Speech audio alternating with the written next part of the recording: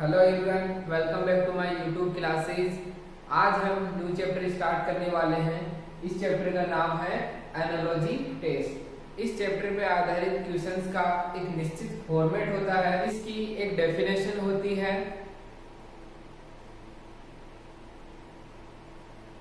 सादृश्यता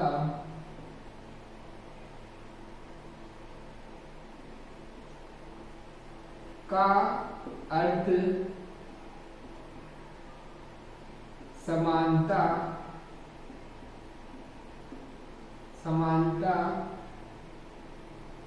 या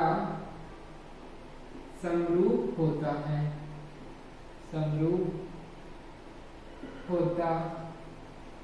है। इस परीक्षण में हमें कुल 4 पद दिए जाते हैं। 4 पद दिए जाते हैं, जिसमें प्रथम 2 व अंतिम दो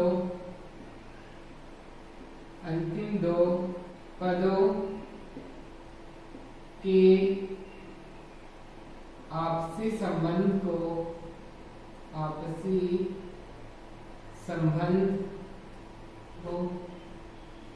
पहचानते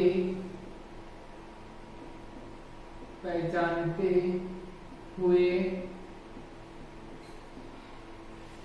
लुप्त पद का विकल्पों के अनुसार चयन करते हैं। जैसा कि हमें डेफिनेशन में दिया गया है कि इसमें कुल 4 पद होते हैं। एक पद, उनके बीच में अनुपात का साइन, फिर एक और पद होता है, फिर यहाँ पे डबल अनुपात यानी समानुपात का साइन आता है, फिर एक पद दिया हुआ होता है, फिर अनुपात का साइन, फिर दूसरा पद दिया हुआ होता है।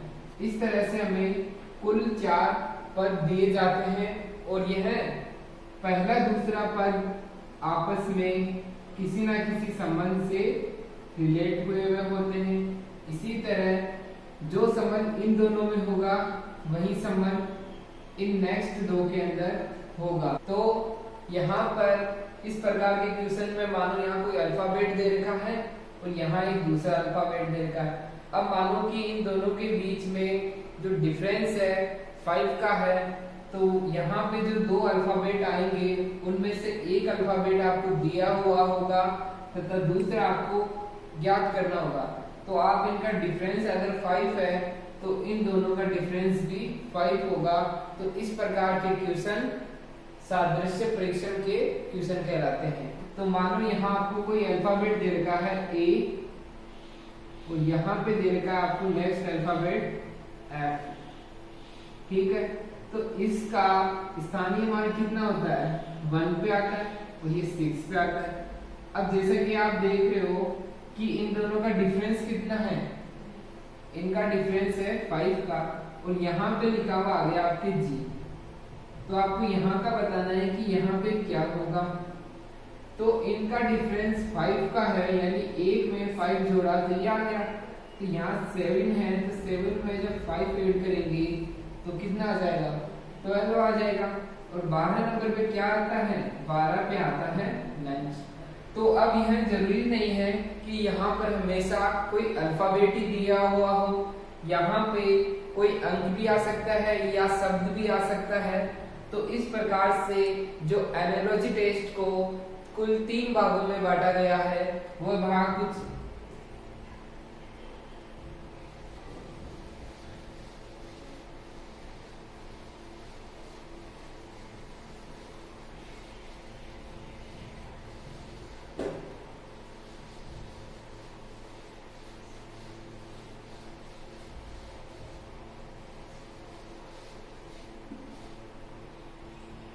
सादृश्य सादृश्य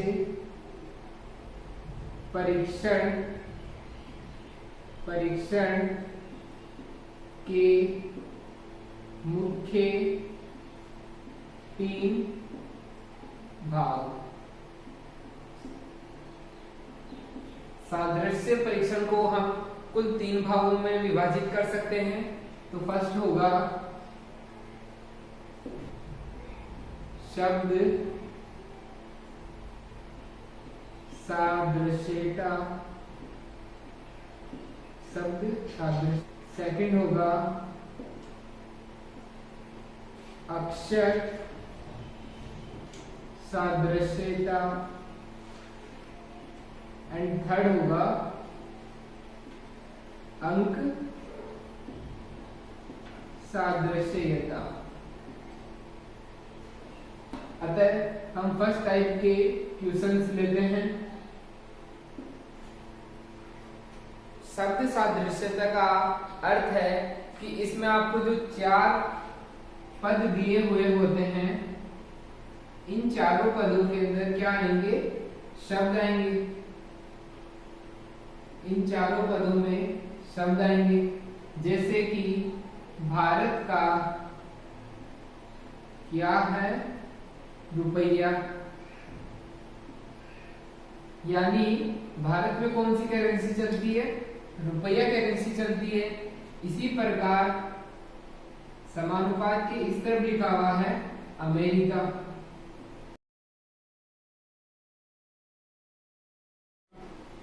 तो स्टूडेंट बताओ कि अमेरिका की करेंसी क्या है? डॉलर। यस, करेक्ट आंसर है।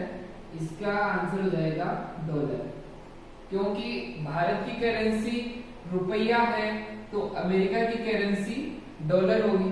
इस तरह से यह एक शब्द सादृश्यता है, क्योंकि ये शब्द है तो इन्हें शब्द की कैटेगरी में रखा जाता है। तो अब हमारे पास इसके और कई एग्जाम्पल हो सकते हैं, जिनमें यहाँ हम कोई शब्द लिखेंगे, फिर ये अनुपात का साइन आएगा, क्योंकि इसमें हमेशा 4 पद दिए होते हैं हमारे पास, और इसके फर्स्ट 2 में कोई रिलेशन होता है, सेम वो का वो संबंध हम अगले 2 में देखते हैं। तो इस प्रकार से इन सवालों को करते हैं। नेक्स्ट एग्जाम्पल होगा, यहाँ लिखा हुआ है डे, और डे का यहाँ लिखा हुआ है अपने पास नाइट। ये अपोजिट वर्ड है। डे का क्या होता है? नाइट होता है। आपका लिखा हुआ है यहाँ पे मॉर्निंग, तो मॉर्निंग का क्या हो जाएगा? इवनिंग।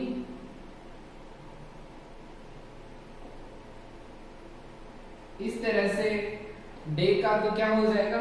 नाइट हो जाता है, अपोजिट वर्ड। तो मॉर्निंग का अपोजिट वर्ड क्या होगा? इवनिंग हो जाएगा। इसी तरह next example, lactometer. Lactometer lactometer क्या काम करता है? लेक्टोमीटर दूध की शुद्धता को मापने का काम में आता है। दूध की शुद्धता,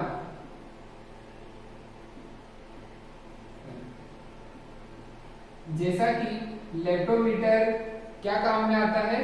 दूध की शुद्धता के मापने के काम में आता है। उसी प्रकार यहां लिखा हुआ है बैरोमीटर। बैरोमीटर। अब बताओ स्टूडेंट कि बैरोमीटर किस चीज के काम में आता है? वायु दाब मापन। वायु दाब मापन।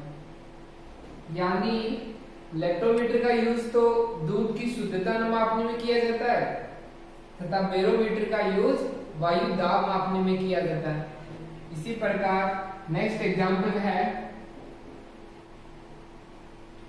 गोदान। गोदान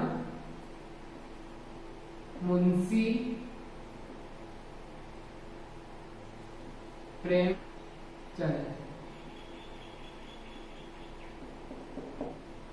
निर्मला खालिसा।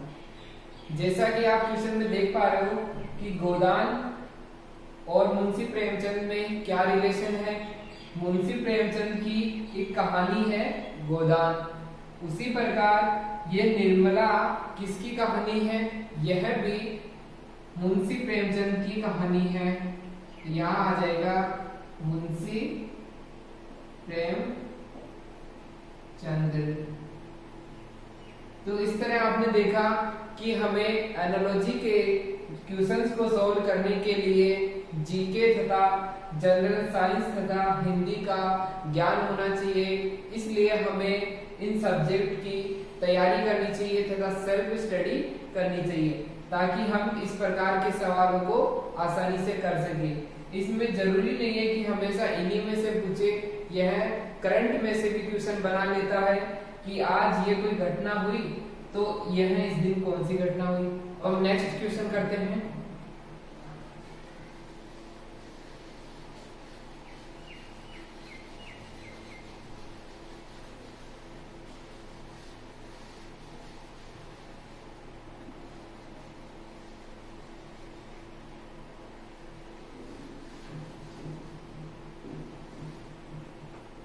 अब हम नेक्स्ट टाइप के क्वेश्चंस करते हैं, अक्षर सादृश्यता। इस प्रकार के क्वेश्चंस में हमें अक्षर दिए होते हैं। अब अक्षर क्या होते हैं, एक अंक के अक्षर होते हैं। जैसे कि ए को क्या लिखा जा रहा है, सी लिखा जाता है। तो बताओ जी को क्या लिखा जाएगा। इसी तरह जब m अनुपात n लिखा हुआ है समानुपात o को क्या लिखा जाएगा। इस तरह नेक्स्ट क्वेश्चन है जब q h p, तो बताओ p को क्या लिखा जाएगा। नेक्स्ट क्वेश्चन है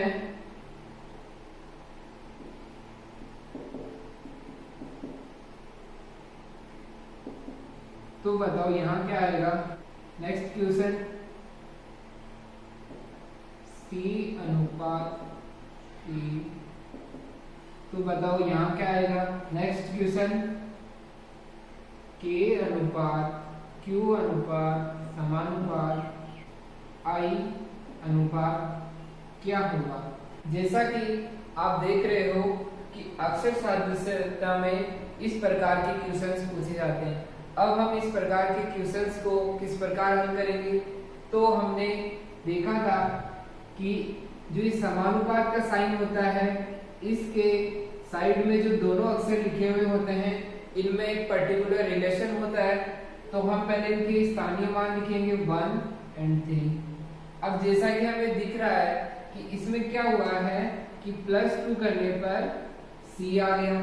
तो इसी तरह हम इसमें ये रिलेशन लगा देंगे कि g 7 पे आता है तो इसमें +2 करेंगे तो कितना हो जाएगा 9 हो जाएगा, और 9 पे क्या आ जाएगा i आ जाएगा, है ना। अब नेक्स्ट क्वेश्चन दिया है m n। अब आपको पता होगा कि m और n क्या है। ये आपको विलोम जोड़ी याद करवाए थे, उनमें बताया था कि m का अपोजिट n होता है। तो आप बताओ कि o का अपोजिट क्या होगा। तो o का अपोजिट l हो जाएगा। इस तरह इसका आंसर l हो जाएगा। पर आप यह सोच रहे होंगे कि m का मान तो 13 नंबर पे आता है तथा n का ये 13 पे आता है और ये 14 नंबर पे आता है। तो इसमें तो +1 हुआ है, तो हम इसमें भी +1 कर देंगे। जैसे o 15 पे आता है तो +1 करेंगे तो क्या आएगा, +1 करेंगे तो 16, और 16 नंबर पे तो p आता है। तो यहाँ पे p भी लिख सकते हैं हम। दोनों आंसर ही करेक्ट होंगे क्योंकि हमारे पास ऑप्शंस नहीं दिए गए हैं। यदि हमारे पास ऑप्शन दिए गए होते तो उनमें केवल या तो L दिया हुआ होता या P दिया होता। दोनों ऑप्शन कभी भी एक साथ नहीं देगा क्योंकि एक ही रिलेशन के अनुसार वह ऑप्शंस देता है, दूसरे रिलेशन के साथ नहीं देता है। अगर वह दो ऑप्शन देने होंगे तो दोनों ऑप्शन एक ही साथ देगा, कि इसकी जगह L तथा P दोनों भी आ सकते हैं। तो आपको यह ध्यान रखना है कि जो रिलेशन आपने इसमें देखा है सेम वही रिलेशन अगले में बनाना है। अब आप नेक्स्ट में क्या रिलेशन बनाओगे कि Q तो 17 नंबर पे आता है और H 8 नंबर पे आता है, ठीक है। तो इनका माइनस का रिलेशन भी देख सकते हैं कि 17 में से 8 गए, जैसे 17 है 17 में से क्या घटाएं कि 8 आ जाए हमारे पास। जब 17 में से 9 माइनस किए जाएंगे तो 8 आ जाएगा। एक रिलेशन तो हम ये देख सकते हैं। एक रिलेशन हम इसमें यह भी देख सकते हैं कि Q का जो स्थानीय मान 17 है, इसके जो अक्षर है इनको जोड़ दो, यानी 17 के अंदर 1 और 7 आता है, इनको जोड़ने पे क्या आता है 8 आता है, तो इसका क्या हो जाएगा 8 हो जाएगा। इसी तरह P का कितना होता है 16, इसको जब ऐड करेंगे तो 7 आ जाएगा और 7 पे क्या आता है G आ जाएगा। तो इस तरह का इसका उत्तर G हो जाएगा। अब नेक्स्ट नंबर पे दिया हुआ है A का नंबर 1 होता है और E का 5 होता है और ये I का। अब आप इसमें देख रहे हो तो ये क्रमागत लिखे हुए हैं। ये या तो हम इसको अल्फाबेट से देख सकते हैं कि इनमें क्या हो रहा है +4 हो रहा है, पर मानो कि हमारे पास +4 वाला ऑप्शन में ही नहीं दिया हो कि जैसे इसके ऑप्शन दिए गए हों। मैं इस क्वेश्चन के ऑप्शंस लिखता हूँ, A option, B, C and D. First option है बी, नेक्स्ट ऑप्शन है ई एंड अगला ऑप्शन है जी एंड नेक्स्ट ऑप्शन है ओ। तो स्टूडेंट्स बताओ कि इनमें से कौन सा ऑप्शन करेक्ट होगा।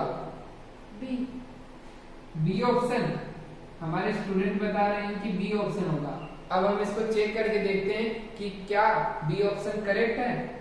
जैसा कि बी ऑप्शन के अनुसार इसमें लिखा हुआ है ई, तो इसमें कितना एडिशन किया है +4 करने पर 5 आ गया। नेक्स्ट को देखते हैं, आई का 9 नंबर आता है। जब 9 के अंदर प्लस करेंगे कितने 4 प्लस करेंगे तो कितना हो जाएगा 13 पे तो m आता है। तो ये m तो है ही नहीं ऑप्शन, ये ऑप्शन तो e है, तो ये गलत हो जाएगा, ये ऑप्शन गलत हो जाएगा। अब हम इसमें m ऑप्शन तो हमारे पास कोई दे ही नहीं रखा, तो ये हमारा ऑप्शन क्या सही होगा क्या, तो हम ये इसको भी गलत कर देंगे कि हमने जो रिलेशन निकाला है ऐसा कोई रिलेशन यहाँ लग ही नहीं रहा। अब हम इसमें दूसरा रिलेशन चेक करते हैं। दूसरा रिलेशन हम इसमें चेक करते हैं स्वर का, क्योंकि ए ई आई ये तीनों क्या है क्रमागत वोवल्स है, तो यानी नेक्स्ट भी वोवल ही आना चाहिए। तो ये ऑप्शन नंबर डी सही हो जाएगा, क्योंकि इसमें क्या है सभी स्वर है। क्या है सभी स्वर है? क्योंकि हमें क्वेश्चन में सभी वोवल्स दिए गए हैं और ये क्रमागत है, पहले ए आया फिर ई आया फिर आई आया, तो इसके बाद ओ आएगा और हमारे पास ऑप्शंस में भी ओ दिया है। इस तरह आपने देखा कि हम एक ही क्वेश्चन के अलग अलग आंसर्स निकाल सकते हैं, पर हमारे पास जब ऑप्शन दिया हुआ हो तो केवल एक ही ऑप्शन सही होगा, बाकी ऑप्शन गलत होंगे, तो हमारा करेक्ट आंसर हो जाएगा ओ। इसी तरह हम नेक्स्ट क्वेश्चन को देखते हैं। नेक्स्ट क्वेश्चन में इसका प्लेस वैल्यू 7 हो जाएगा, ये 3 हो जाएगा और ये 16 हो जाएगा। तो स्टूडेंट बताओ कि इनमें क्या रिलेशन बन सकता है। जैसा कि आप देख रहे हो कि इनमें एक रिलेशन बन सकता है -4 का, यानी g की वैल्यू 7 थी, उसमें से 4 गए तो 3 बच गए। इसी तरह से इसमें से -4 करेंगे तो क्या आ जाएगा, इसमें आ जाएगा L4 लंच आ जाएगा। इसी तरह k का कितना होता है 11 होता है एंड q का कितना होता है 17 होता है, i का 9 होता है। तो इनमें क्या रिलेशन बन जाएगा, जैसा हम देख रहे हैं इसमें क्या हो रहा है +6 हो रहा है, तो इसी तरह हम इसमें भी +6 कर देंगे तो इसका कितना आ जाएगा o। तो इस तरह से हम इन क्वेश्चंस को सॉल्व कर सकते हैं। अब हम अक्षर सादृश्यता पर कुछ और एग्जांपल्स लेते हैं।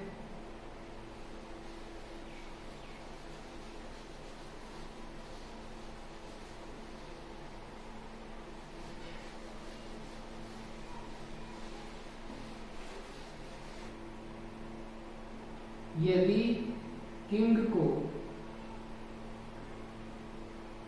किंग अनुपात आर पी टी एम समानुपात सोम।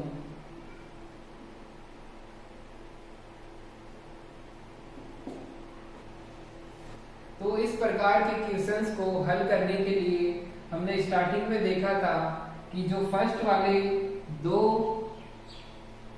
शब्द हमें दिए जाते हैं, इनमें जो भी रिलेशन होता है सेम रिलेशन हम नेक्स्ट वाले दोनों शब्दों में लगा देते हैं। स्टार्टिंग में हम इसमें अल्फाबेट वैल्यूज लिखेंगे कि k का नंबर कितना होता है 11 एंड 9 एंड n का कितना हो जाएगा 14 एंड g 7, r का 18 हो जाएगा, p का 16 हो जाएगा, t का 20 हो जाएगा, m का 13 हो जाएगा।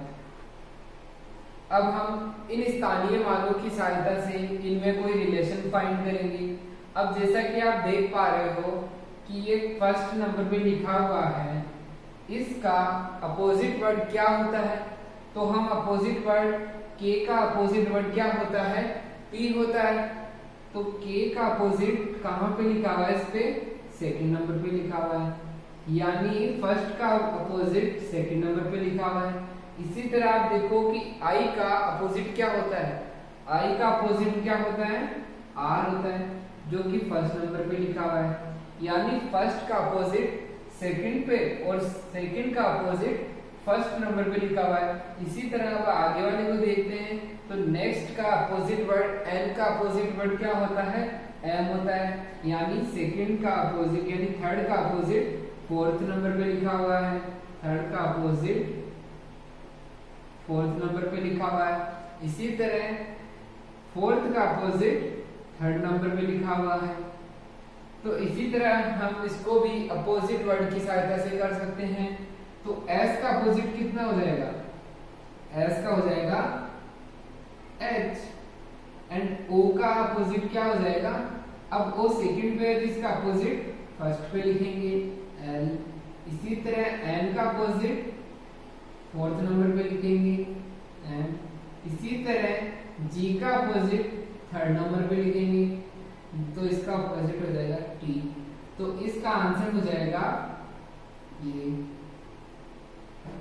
तो इस प्रकार के क्वेश्चंस को हल करने के लिए हम पहले उन पे नंबरिंग लिख देंगे, फिर हम चेक करेंगे कि क्या यह जो वर्ड्स दिए गए हैं ये अपोजिट वर्ड पे आधारित है या नहीं। अगर आधारित है तो आप इसको डायरेक्ट कर सकते हो, अन्यथा आप इनको जो नंबरिंग में क्रम चल रहा है उसके अनुसार भी आप इसको आसानी से कर सकते हो। तो इनको इस तरह से सोल्व कर सकते हैं। इस टाइप के क्वेश्चंस करते हैं।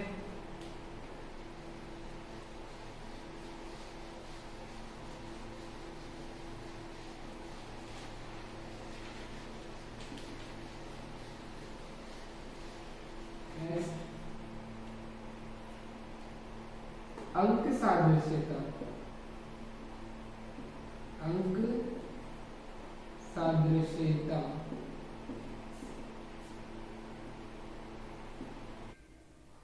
इस प्रकार के क्वेश्चंस में हमें शब्द के स्थान पे अब क्या दिया हुआ होगा? अंक दिया होगा। इसकी टाइप भी सेम उसी तरह होती है।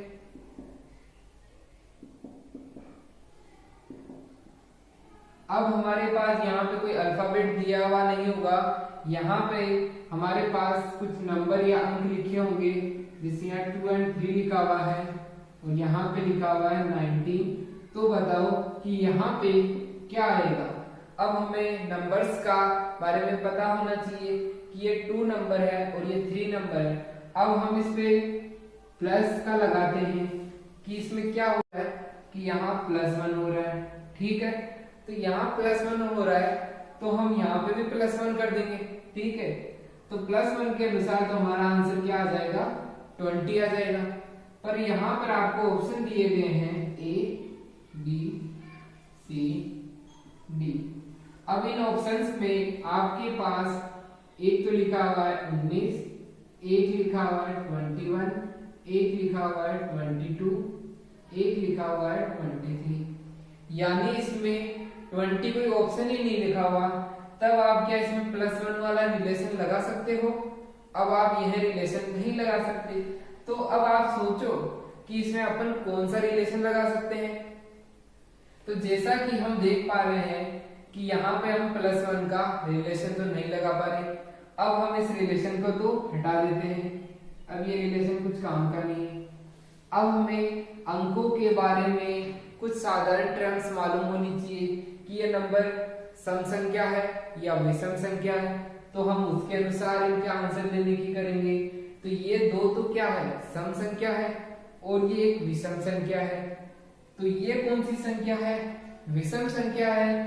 तो यहाँ हम सम लिख सकते हैं क्या, नहीं।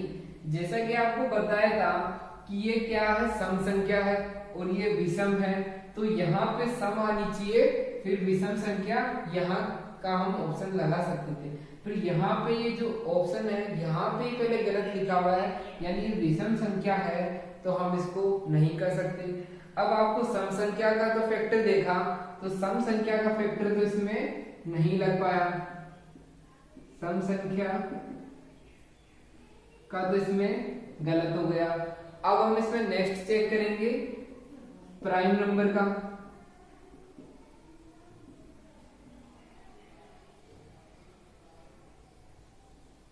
अब आपको पता होना चाहिए कि प्राइम नंबर होता क्या है। प्राइम नंबर वह संख्याएं होती है, प्राइम नंबर वे नंबर होते हैं जिनमें स्वयं के अलावा तथा एक के अलावा किसी और संख्या का भाग नहीं जाता। तो प्राइम नंबर वे संख्याएं जिनमें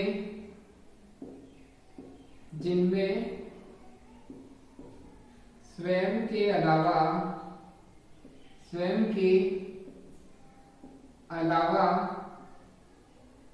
एक का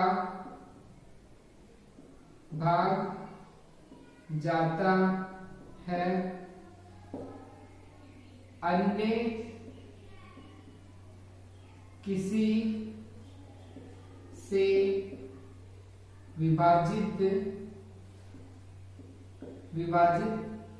नहीं होती है। अभाज्य संख्या कहलाती है, अभाज्य संख्या कहलाती है। जैसा कि आपको डेफिनेशन में बताया गया है कि प्राइम नंबर वे नंबर होते हैं जिनमें सेल्फ तथा एक के अलावा किसी और संख्या का भाग नहीं जाता। तो क्या दो प्राइम नंबर है? जैसा कि डेफिनेशन में बताया गया है कि दो में सेल्फ यानी दो का भाग जाता है, ठीक है, तथा 1 का भाग भी जाता है। इसके अलावा इसमें किसी और संख्या का भाग जाता है या नहीं जाता, तो ये भी एक क्या है, प्राइम नंबर है, क्योंकि इसमें केवल सेल्फ का तथा एक का भाग जाता है। और दो एक ऐसा प्राइम नंबर है जो सम संख्या भी है और प्राइम नंबर भी है। इसके अलावा आपको ऐसा कोई प्राइम नंबर नहीं मिलेगा जो सम संख्या हो और प्राइम भी हो। तो ये एकमात्र ऐसा प्राइम नंबर है जो सम संख्या भी है और प्राइम नंबर भी है। अब नेक्स्ट क्या है, 3 है। 3 में 3 के अलावा और 1 के अलावा किसी और संख्या का भाग नहीं जाता, तो ये भी प्राइम नंबर है। तो नेक्स्ट को चेक करा तो ये क्या प्राइम नंबर है क्या, 19 में 19 के अलावा किसका भाग जाता है, 1 का तो जाता है, पर 1 के अलावा किसी और का भाग जाता है क्या, नहीं जाता। तो ये ऑप्शन भी क्या हो गया, ये भी प्राइम है और ये भी प्राइम नंबर है। प्राइम नंबर का मतलब अभाज्य संख्या है। अब नेक्स्ट हम ऑप्शंस को चेक करेंगे कि क्या इनमें कोई ऑप्शन में प्राइम नंबर दिया गया है क्या। तो इनमें देखा जाए तो एक तो 19 प्राइम नंबर दिया गया है, जो कि ये हमारे पास पहले से ही दिया गया है। तो इसमें क्या प्राइम नंबर रिपीट हो रहा है क्या, नहीं हो रहा। तो यहाँ पे भी प्राइम नंबर रिपीट होना चाहिए क्या, नहीं होगा। तो ये प्राइम नंबर गलत हो जाएगा, ठीक है। अब हम नेक्स्ट को चेक करेंगे कि क्या 21 भी प्राइम नंबर है या नहीं। अब 21 प्राइम नंबर नहीं होगा, क्यों, क्योंकि इसमें 21 का भाग जाता है, 1 का भाग भी जाता है, पर इसके अलावा इसमें 7 का भी जाता है, तो इसमें 7 का भाग जाने की वजह से ये गलत हो गया। 3 का भी जाता है, यानी इसमें और कई संख्याओं का भाग जाता है, इसलिए ये ऑप्शन भी गलत हो गया। अब 22 ये भी एक प्राइम नंबर नहीं है, क्योंकि इसमें भी 11 का भाग जाता है। अब हम नेक्स्ट ऑप्शन को देखते हैं 23। क्या इस 23 में 23 के अलावा तथा 1 के अलावा किसी और संख्या का भाग जाता है? इसमें किसी और संख्या का भाग नहीं जाता, तो ये करेक्ट ऑप्शन हो जाएगा। तो यहाँ पे क्या आ जाएगा हमारे पास 23। इस तरह से ऑप्शंस की सहायता से हम इन क्वेश्चंस को करते हैं कि हमने पहला रिलेशन देखा था +1 का। +1 का देखा तो यहाँ कोई ऑप्शन लिखा हुआ ही नहीं है कि 20 लिखा हुआ हो। अगर 20 लिखा हुआ होता तो ये अन्य ऑप्शन वहां नहीं होते, ये प्राइम वाला फैक्टर वहां नहीं लग पाता, तो हम 20 वाले को सही कर देते। पर यहाँ 20 नहीं लिखा था, तो हमने सम संख्या का चेक किया, सम संख्या वाला भी लागू नहीं हो पाया इस पे, तो हम प्राइम नंबर का देखें, तो प्राइम नंबर से ये इस पे अप्लाई हो गया, तो इस तरह से ये आंसर करेक्ट हो जाएगा। Example 2, 6:35:7 question. जैसा कि आपको क्वेश्चन दिया गया है और इसके 4 ऑप्शन हैं, A option, B option, C option तथा डी ऑप्शन। ऑप्शन है 48, सेकंड ऑप्शन है 42, ऑप्शन है 34, फोर्थ ऑप्शन है। तो स्टूडेंट्स बताइए कि इन चारों ऑप्शंस में से करेक्ट ऑप्शन कौन सा होगा। जैसा कि आप देख पा रहे हो कि यहाँ पे क्या लिखा हुआ है 6। अब 6 का स्क्वायर क्या होता है? 6 का स्क्वायर 36 माइनस 1 किया तो इसमें क्या आ गया 35 आ गया। इसी तरह इसका 7 का स्क्वायर आ जाएगा 49, तो 49 माइनस 1 करेंगे तो यहाँ आ जाएगा हमारे पास 48 आ जाएगा, और 48 हमारे पास लिखा हुआ है, तो ये ऑप्शन करेक्ट हो जाएगा। जब भी हमारा फर्स्ट ऑप्शन ही करेक्ट हो जाता है तो हम नीचे वाले ऑप्शंस को इस प्रकार के क्वेश्चंस में सॉल्व नहीं करेंगे, क्योंकि इस प्रकार के सवाल में केवल एक ही रिलेशन दिया हुआ होता है और अन्य कोई रिलेशन नहीं दिया होता है, क्योंकि हमने रिलेशन ये लगाया और इसी रिलेशन के अनुसार इसमें करेक्ट आंसर आ गया, तो हम अन्य कोई रिलेशन इसमें नहीं लगाएंगे, तो ये इन ऑप्शंस को हम चेक नहीं करेंगे। नेक्स्ट क्वेश्चन करते हैं।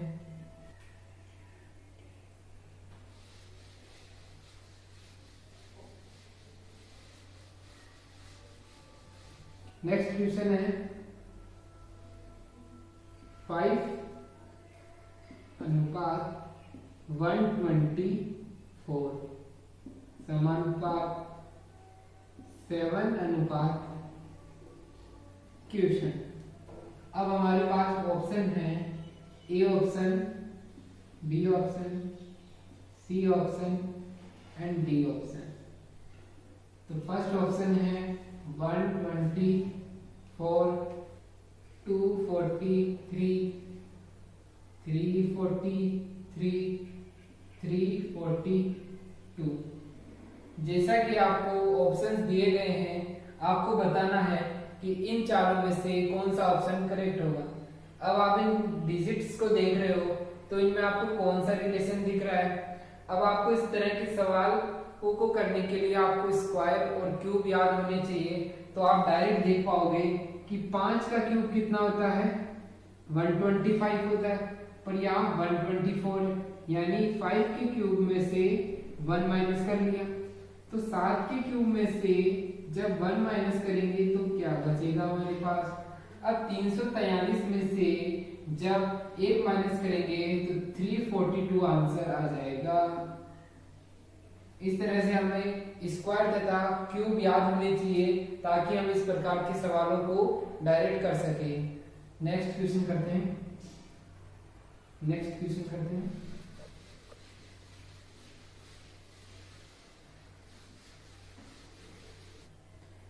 क्वेश्चन 18, 30, 36। तो तो बताओ यहाँ पे क्या आएगा? Option A, B, C and D. 64, 54, 62, 66। तो स्टूडेंट्स बताइए कि इन चारों ऑप्शंस में से इस क्वेश्चंस का आंसर क्या होगा। यह क्वेश्चन आज का आपका होमवर्क है। इस चैनल को like, share, comment and subscribe करना ना भूलिए।